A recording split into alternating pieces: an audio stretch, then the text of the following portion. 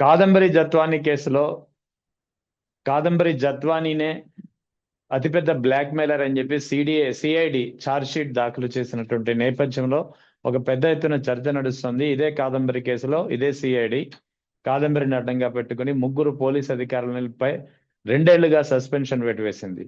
ఇప్పుడు ఆ పోలీస్ అధికారులకు ఏం సమాధానం చెప్తుంది? ఆ ముగ్గురు పోలీస్ ఆఫీసర్ల కెరీర్ పరిస్థితి ఏంటి? రకరకాల ప్రశ్నలు వినిపిస్తున్నాయి. ఈ నేపథ్యంలో ఈ అంశాలపై మాట్లాడేందుకు మనతో జాయిన్ అవుతున్నారు వైఎస్ఆర్ కాంగ్రెస్ పార్టీ రాష్ట్ర అధికార ప్రతినిధి పుణ్యశీల గారు. నమస్తే మేడం. నమస్తే సార్. మేడం, ఎలా చూడాలి ఈ కాదంబరి జత్వానీ కేసు? ఈ కేసుకు సంబంధించే ముగ్గురు పోలీస్ అధికారులు పిఎస్ఆర్ ఆంజనేయులు కానీ, విశాల్ గున్ని కానీ, కాంతిరాణా టాటా కానీ ముగ్గురు ఐపీఎస్ అధికారులు సస్పెన్షన్ లో ఉన్నారు 2 ఏళ్ల నుంచి. అటువంటి అదే కేసుకు సంబంధించి అదే సిఐడి ఇప్పుడు అప్పట్లో బాధితురాలుగా చెప్పబడినటువంటి కాదంబరి జత్వానీని ఇప్పుడు అక్యూజ్డ్ గా చెప్తున్నటువంటి పరిస్థితి ఎలా చూడాలి పరిణామాన్ని? అతి సర్వత్ర వర్జయేత్ అంటారు సార్. ఎప్పుడూ కూడా ఒక వ్యక్తిని టార్గెట్ చేయటానికి ఎంతకైనా దిగజారిపోతాం మేం అని గనక చెప్తే ప్రజలే కాదు సార్, పైన భగవంతుడు కూడా ఊరుకోడు. అది కర్మ రూపంలో తిరిగి చేస్తాడు అనేది ఈ రోజున చంద్రబాబు నాయుడు గారు అనుసరిస్తున్న విధానంపై భగవంతుడిచ్చినటువంటి టిట్ ఫర్ టాట్ ఈ రోజు మనకి కళ్ళకి కట్టినట్టుగా కనిపిస్తోంది సార్. జగన్మోహన్ రెడ్డి గారి టైంలో సజ్జన్ జిందాల్ గారిని కూడా మరి ఈ అమ్మాయి బ్లాక్మెయిల్ చేసినటువంటి పరిస్థితులు అవన్నీ కూడా, ఎందుకంటే ప్రతిదీ కూడా ఓపెన్ గా చేయడం, ప్రతిదీ కొంతమంది, ఎందుకంటే చాలా మంది కూడా పెద్ద పెద్ద వాళ్ళు కొంత ఏది కూడా వాళ్ళ ఇష్యూస్ ఏవి బయటికి రావడానికి గాని మరి పరువు పోకూడదు అనేటటువంటి ఒక జాగ్రత్తగా, ఎవరికైనా పరువు అనేది ఒక చాలా సెన్సిబుల్ ఇష్యూ సార్. ఎవరికైనా కూడా చిన్న స్థాయి నుంచి పెద్ద స్థాయి వరకు పూర్వాపరాలన్నీ తెలుసుకునే as per law, as per norms మరి అప్పుడు మహారాష్ట్ర గవర్నమెంట్ దగ్గర కూడా ఇన్ఫార్మ్ చేసి అక్కడ పోలీస్ స్టేషన్ లో కూడా, అక్కడ కోర్టులో కూడా వాళ్ళు ఇన్ఫార్మ్ చేసిన తర్వాతే అక్కడి నుంచి అరెస్ట్ చేసి ఇక్కడికి తీసుకొచ్చినటువంటి పరిస్థితులు అన్నీ కూడా యాజ్ పర్ లా మాత్రమే జరిగినాయి. ఎక్కడా కూడా అన్యాయంగా, అక్రమంగా ఎక్కడా జరిగినటువంటి పరిస్థితులు లేవు. దానికి అక్రమ అరెస్టులు అని పేర్లు పెడుతూ అసలు ఇక పచ్చ మీడియాలో ఇక టీవీ5 మూర్తి గాని, అసలు ఏబిఎన్ వెంకటకృష్ణ గాని అబ్బబ్బబ్బబ్బబ్బ అసలు నిజంగా ఒక ఆడపిల్లకి ఒక అసలు సినీ స్టార్ అయినటువంటి అమ్మాయి అది ఇది అసలు ఇతర రాష్ట్రంలో ఉన్నటువంటి అమ్మాయికి ఆంధ్ర రాష్ట్రంలో ఇంత అగౌరవమా, ఇంత అవమానమా అని చెప్పని అసలు ఒక రకం షోయింగ్, 2 రకం షోయింగులు కాదు సార్ ఆ రోజున.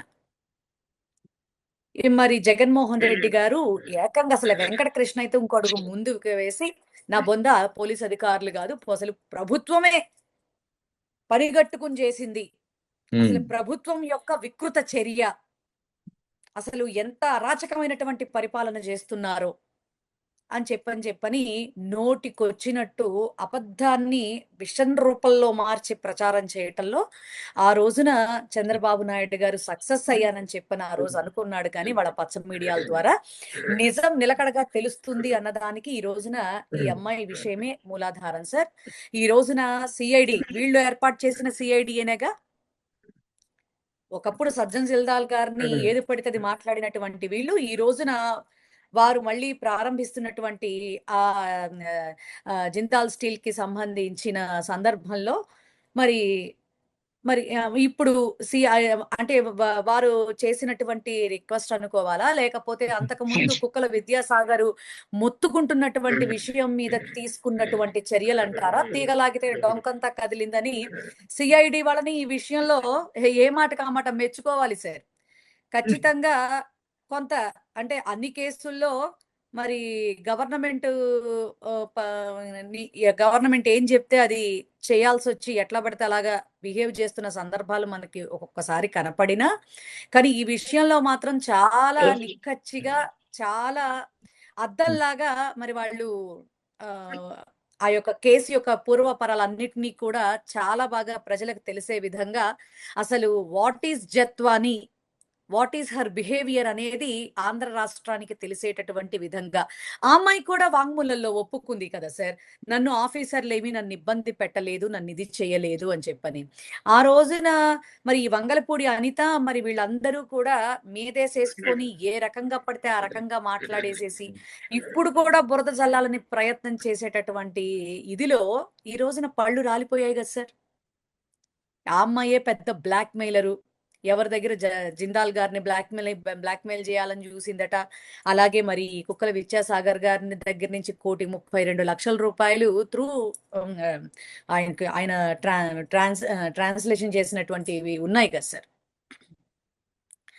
అసలు ఏదైనా కూడా అసలు ఇంత దారుణంగా పూర్వాపారాలన్నీ కూడా ఒక సిచ్యువేషన్ గురించి మనకి కనపడుతున్నప్పటికీ కూడా జగన్మోహన్ రెడ్డి మీద విషం చల్లాలి, జగన్మోహన్ రెడ్డి గారిని టార్గెట్ చేయాలి, జగన్మోహన్ రెడ్డి గారి ప్రభుత్వాన్ని కించపరచాలి, ప్రజల్లో వాళ్ళకి అసలు అంటూ ఎటువంటి ఇంపార్టెన్స్ ఉండకూడదు, అసలు ఆ పార్టీ రూపురేఖలే లేకుండా పోవాలి.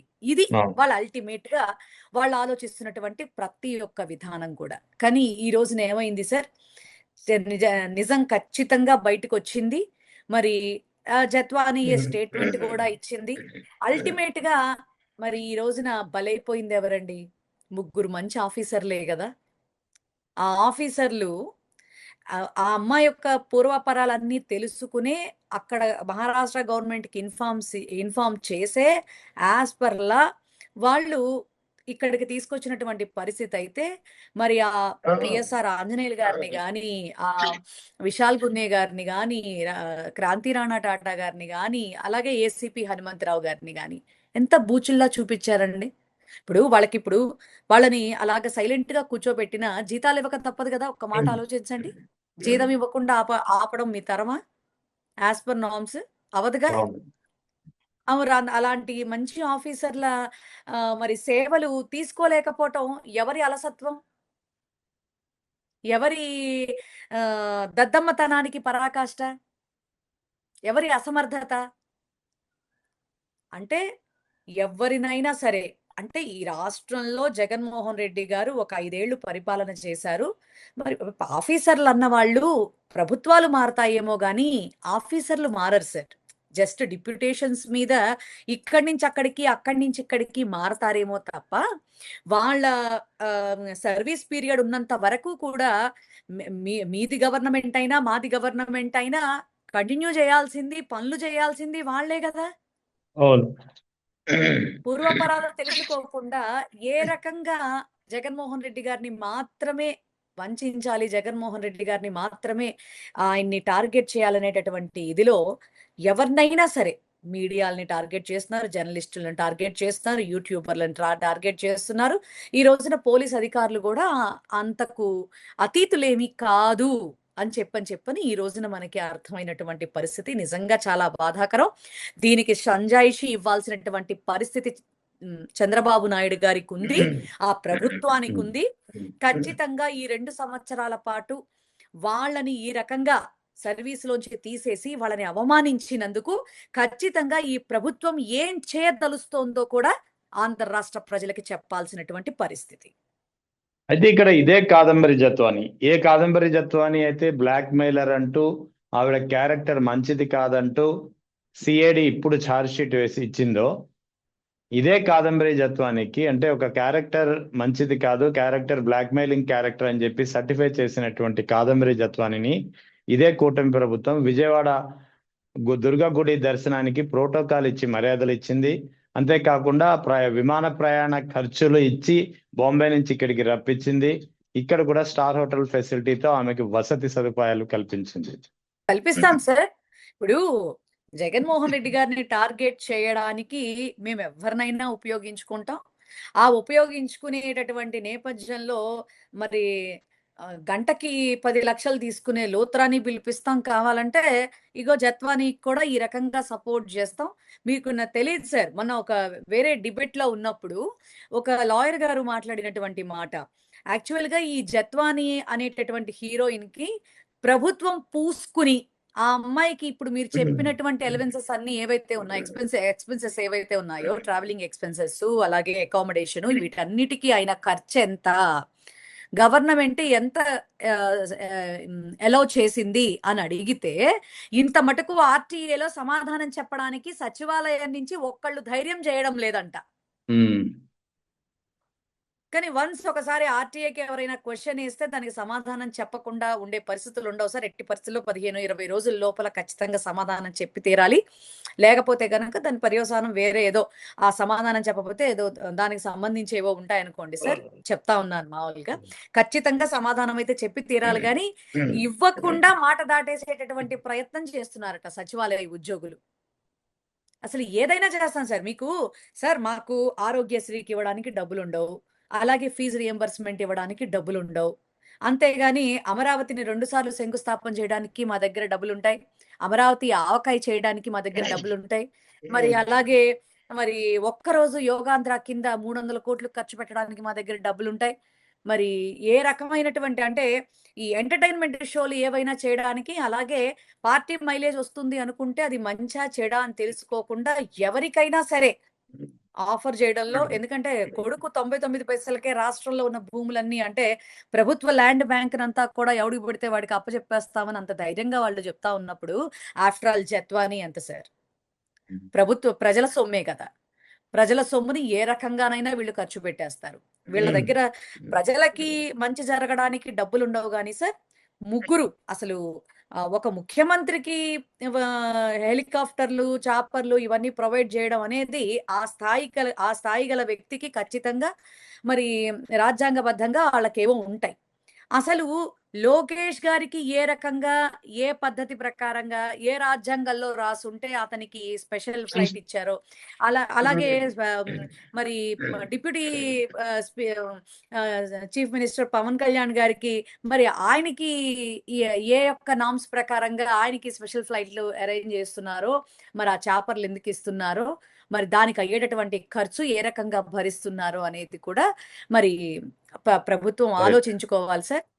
ఎవరికైనా, ఎందుకంటే అక్కర్లేని ఖర్చు పెట్టడంలో, అక్కర్లేని వ్యవహారాలు చేయడంలో ముందు ఉండేటటువంటి కూటమి ప్రభుత్వం నిజాయితీ నిబద్ధత లేనటువంటి ప్రభుత్వం సార్. ఈ రోజుకి ఒక్క అకౌంటబిలిటీ కూడా చూపించకుండా ఆంధ్ర రాష్ట్రాన్ని అప్పుల కుప్పగా మార్చేసి నిజంగా ఆంధ్ర రాష్ట్రానికి బోడిగుండు కొట్టేస్తా ఉంది. ఇదైతే మాత్రం నిజం. కేంద్ర హోంశాఖ ఇటీవల ఒక నివేదిక విడుదల చేసింది. ప్రస్తుతానికి బిఎన్ఎస్ 2 చట్టాలు ఉన్నాయి కదా. ఈ 2 చట్టాల అమలు ఎలా జరుగుతుంది వేర్వేరు రాష్ట్రాల పనితీరు ఎలా ఉంది, ఈ 2 అంశాలపై కేంద్ర హోంశాఖ అన్ని రాష్ట్రాల పోలీస్ శాఖలకు ర్యాంకింగ్ ఇచ్చింది. అన్ఫార్చునేట్లీ ఆంధ్రప్రదేశ్ పోలీస్ శాఖ స్థానం 26వ స్థానానికి పడిపోయింది. ఉన్నదే 29-30 రాష్ట్రాలు అయితే ఆంధ్రప్రదేశ్ స్థానం 26వ స్థానానికి పడిపోయింది. ఎలా చూడాలి ఈ అంశాన్ని? ఇంతకు మించి నీచం ఏముంటుంది సార్? ఎంతకు మించి నికృష్టం ఏముంటుంది చెప్పండి? దీని మీద సమాధానం చెప్పాల్సినటువంటి వ్యక్తి హోమ్ మినిస్టర్ వంగలపూడి అనిత గారు అండ్ చంద్రబాబు నాయుడు గారు. అసలు రోజుకొక ఉదంతం కదా సార్, రోజుకొక దారుణం కదా రాష్ట్రంలో. మీరు జ్ఞానేశ్వరి ఉదంతం దగ్గర నుంచి తీసుకుంటే ఇంకొక విషయం సార్, మరి మానవ హక్కుల ఉల్లంఘనపై 7 వారాల వ్యవధిలో 7 కస్టోడియల్ మరణాలు అంటూ సుప్రీంకోర్టులో ఒకళ్ళు పిల్ దాఖలు చేశారు సార్. వదలవాడ వేణుగోపాల్ గారట, అలియాస్ బాబా ఖతర్నాక్ అంటారట ఆయన్ని. ఆయన అసలు ఆంధ్ర రాష్ట్రంలో అసలు ఈ పోలీసు వ్యవస్థ ఎందుకింత దిగజారిపోయి ప్రవర్తిస్తోంది, ఈ పోలీసు వ్యవస్థని అడ్డం పెట్టుకుని ఈ కూటమి ప్రభుత్వం చేస్తున్నటువంటి అరాచకాల్ని ప్రశ్నిస్తూ ఒకళ్ళు పిల్ కూడా వేసినటువంటి పరిస్థితి. అతను వేశాడని కాదు కానీ ఇందులో అతను మెన్షన్ చేసినవన్నీ కూడా గాదే సాయి కృష్ణ ఉదంతం, పేరుపోగు క్రాంతి కుమారు మృతి, జ్ఞానేశ్వరి, సుగాలి ప్రీతికి సంబంధించిన పరిస్థితులు, అలాగే మాల గంగమ్మ, అలాగే కళావతి, తాయారమ్మ, వీధి నవీన్ కుమార్ల మరణాలు, అంటే పోలీసు వారి ప్రలోభాల వల్ల మరణించినటువంటి పరిస్థితులు, అట్లాగే కావలిలో ఒక గిరిజన మహిళని మరి ఇటీవలే వివస్త్రం చేసి ఆమె మీద దాడి చేసినటువంటి పరిస్థితి, మరి నిన్న చూసుకుంటే గుంటూరు, మరి మొన్న చూస్తే బద్వేలు. ఈ రకంగా అసలు ఏం జరుగుతోంది సార్ రాష్ట్రంలో నాకు అర్థం కాదు.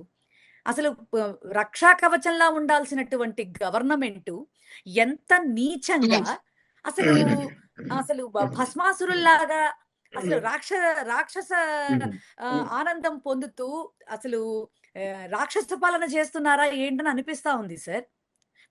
ఇప్పుడు వాళ్ళు పదవుల్లో ఉన్నారు. వాళ్ళు బావుంటే చాలు, మేం బావుంటే చాలు, మేం తప్పు చేసినా కూడా మా ఎనకాల గవర్నమెంట్ ఉంది అనేటటువంటి ఇదిలో ఒక్కొక్కళ్ళు కూడా విర్రవీగిపోతా ఉన్నారు.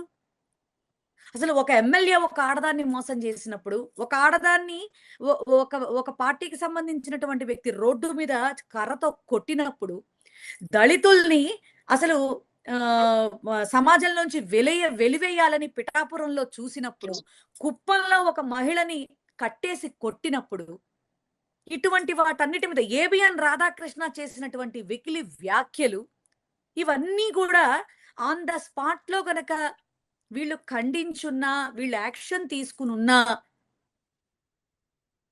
ఈరోజు ఈ పరిస్థితులు ఇలా ఉండవు సార్. ఎంపీ పుట్ట మహేష్ యాదవ్ డ్రగ్స్‌లో పట్టుబడినప్పుడు స్టేషన్ బెయిల్ ఇచ్చేయడం. ఆంధ్ర రాష్ట్రం నవ్వుకుంటోంది సార్. ఒకప్పుడు దిశ యాప్‌ని ఎంతో ఇదిగా వెకిలితనంగా మాట్లాడినటువంటి వంగలపూడి అనిత గారు మరి వీళ్ళు అధికారంలోకి వచ్చిన తర్వాత దానికి శక్తి యాప్ అని ఒక పేరు మార్పిడి చేసి మరి అసెంబ్లీలోనే మరి చంద్రబాబు నాయుడు గారు ఆవిడ ఏ మాటలైతే వెకిలితనంతో మాట్లాడిందో అయ్యే మాటలు మాట్లాడాడు. శక్తి యాప్ మరి ఒకవేళ ఆ తల్లి ఫోన్ చేసి శక్తి యాప్‌ని ఉపయోగించుకోపోయే పరిస్థితులు లేకపోయినా జస్ట్ ఫోన్ ఇలా 3 టైమ్స్ షేక్ చేయడంతోనే మరి ఇన్ఫర్మేషన్ వచ్చేస్తుంది. పోలీసు వారు వితిన్ ఫ్రాక్షన్ ఆఫ్ మినిట్స్‌లో వచ్చేసేసి ఆదుకుంటారు, అడ్డుకుంటారు. మరి ఒకప్పుడు దిశ యాప్‌ని నువ్వెలా వెకిలితనంగా మాట్లాడావు? ఏ రకంగా ఇది చేశావు? మా టైంలో రాష్ట్రంలోనే పోలీసు వ్యవస్థ 2వ ర్యాంక్ సాధించింది. మహిళా పోలీసింగ్ అద్భుతంగా పనిచేసింది. దిశ యాప్ అద్భుతంగా పనిచేసింది. దిశ యాప్ ద్వారా 1000 మంది ఆడపిల్లలకి అన్యాయం జరగకుండా ఆపినటువంటి ఘనత వైఎస్ జగన్మోహన్ రెడ్డి గారి టైంలో. తెలియకపోతే ఆర్టీఏకి వేసుకుని తెలుసుకోవాలా? లేదు వాళ్ళ డిపార్ట్‌మెంట్‌లోనే మరి వివరాలు తెలుసుకుని అసెంబ్లీలో మాట్లాడగలిగే దమ్ము, ధైర్యం జేయాల. అవేం జెయ్యదు గానీ గంజాయి జీరో కల్టివేషన్ ఆఫ్ గంజాయి అంటుంది. ఎక్కడ చూసినా గంజాయే. ఆ గంజాయి మత్తులో ఎవడు ఏ ఉన్మాదం చేస్తున్నాడో, ఎవరి మీద ఏ రకంగా మీద పడిపోతా ఉన్నారో జాకెట్లు చించేయటం ఏంటి సార్? వివస్త్రాల్ని చేయటం ఏంటి సార్ ఆడాళ్ళ మీద? అసలు ఇంత విపరీత చర్యలేంటి సార్? వినాశకాలే విపరీత బుద్ధి అని సార్ పొయ్యాకాలం దాపరిచి ఈ కూటమి నేతలంతా కూడా చంద్రబాబు నాయుడు గారిని, లోకేష్ గారిని, పవన్ కళ్యాణ్ గారిని చూసుకుని విర్రవీగిపోతా ఉన్నారు సార్. చెయ్యకూడని మహాపరాధాలు ఈ కూటమి ప్రభుత్వం చేస్తోంది. ఒకవేళ వాళ్ళు చెయ్యకపోయినా ఏదన్నా ఒక ఇన్సిడెంట్ జరిగితే కూడా దాని మీద రెస్పాండ్ అయ్యేటటువంటి విధానం ఆంధ్ర రాష్ట్ర ప్రజలు ఉమ్మేసే విధంగా ఉన్నాయని మాత్రం చెప్పగలుగుతాను సార్. నిజంగా చాలా బాధాకరం, చాలా జుగుప్సాకరం కూడా. ఇటీవల రైజ్ అనే సంస్థ వాస్తవానికి తెలుగుదేశం పార్టీకి కాస్త అనుకూలంగా ఉండే సంస్థ ఇది. ఎన్నికల సర్వేలు చేస్తుంటుంది. ఈ సంస్థ ఇటీవల ఒక సర్వే చేస్తుంది. ఇప్పటికిప్పుడు ఎన్నికలు వస్తే రాష్ట్రంలో పరిస్థితి ఏంటని. సో ముఖ్యంగా ఉత్తరాంధ్రపై ఫోకస్ చేసింది. ఉత్తరాంధ్రలో 34 నియోజకవర్గాలు ఉన్నాయి. ఈ 34 నియోజకవర్గాలు ఇప్పటికిప్పుడు ఎన్నికలకు వస్తే దాదాపుగా 23 నియోజకవర్గాల్లో కూటమి గల్లంతు అనేది ఆ సంస్థ చెప్తున్నటువంటి మాట. ఎలా చూడాలి? మేము ముందే చెప్పాం కదా సార్, 2 సంవత్సరాలు పూర్తయింది. 100 రోజుల్లోనే హామీలు పూర్తి చేస్తామని చెప్పినటువంటి వాళ్ళు ఎప్పుడైతే లడ్డు పరమ పవిత్రమైనటువంటి ప్రసాదం విషయంలో విషం చిమ్మటం ప్రారంభించారో వాళ్ళ పతనం ఆనాటి నుంచే ప్రారంభమైంది. ప్రతిరోజు కూడా ఏ సెగ్మెంట్లో చూసుకున్నా కూడా అసలు చిన్న ఎగ్జాంపుల్ సార్, విశాఖలో జగన్మోహన్ రెడ్డి గారు మరి పరిసరాలకి అనుగుణంగా మరి డెవలప్మెంట్లో భాగంగా అక్కడ ఒక మంచి రిషికొండ భవనాన్ని అద్భుతంగా ప్రజలకి భావితరాలకి అందించేటటువంటి విధంగా అక్కడ ఒక మంచి భవనం కడితే అక్కడ మరి దాన్ని బోడిగుండు అన్నారు, పర్యావరణం పాడైపోతోందన్నారు, ఇంకోటన్నారు. ఈ రోజున విశాఖ చుట్టుపక్కల పరిధిలో ఉన్నటువంటి ఎన్ని కొండలు నాశనం చేస్తున్నారు సార్ ఈ రోజున. ఎన్ని కొండలు ప్రైవేట్ వాళ్ళ వ్యక్తుల్లో పెట్టేసేసి ఈ పర్యావరణాన్ని నాశనం చేసేటటువంటి ప్రయత్నం చేస్తోంది. అంటే వీళ్ళు చేస్తేనేమో శ్రీరంగ నీతులా, ఎదుటి వాళ్ళు ఏమీ చెయ్యకపోయినా కూడా అది పాపం, ఘోరం, మహా విధ్వంసం. ఇంతే కదా సార్. ఈ రోజున మరి రైజ్ అనే సంస్థ అలా చెప్పిందంటే ఎట్లాంటి అబద్ధము లేదు సార్. వాళ్ళేంటో మరి రాబోయేటటువంటి స్థానిక సంస్థల ఎన్నికలు ఈ ప్రోగ్రామ్ కంప్లీట్ అవ్వడంతోనే మరి బయటకు వస్తారట. ప్రజల్లోకి దూసుకుని వెళ్తారంట. మరి ఏం సమాధానాలు చెప్తారో, ప్రజలు అడిగేటటువంటి క్వశ్చన్లకి ప్రజలు ఇప్పటికే ఎక్కడెక్కడికి వెళ్తున్నా కూడా నిలదీసి నుంచోబెట్టి ఆరబెడుతున్నారు ఒక్కొక్కళ్ళని. మరి ఎలక్షన్ టైంలో ఏం అడగడానికి మరి అడుగులు వేయబోతారో కూడా చూడాలి సార్. రైజ్ సంస్థ మరి వైఎస్ఆర్సీపీకి సపోర్టివ్ సంస్థ కాదని మీరే చెప్పడం కూడా జరిగింది. అది టీడీపీకి అనుకూలంగా ఉండేటటువంటి సంస్థ అని కూడా మీకు తెలుసు. కానీ వాళ్ళే నిజాన్ని కుండ బద్దలు కొట్టినట్టు కుండ బద్దలు కొడుతున్నారంటే వాళ్ళ పరిస్థితి ఏంటో, వాళ్ళ వ్యవహారం ఏంటో, వాళ్ళ ప్రభుత్వ విధానం ఎంత నీచంగా ఉందో, వాళ్ళు వేస్తున్న ప్రతి స్టెప్ ప్రజల్లో ఎంత వ్యతిరేకత తీసుకొస్తోందో ఇప్పటికైనా 40 ఏళ్ల ఇండస్ట్రీ తెలుసుకోవాలి.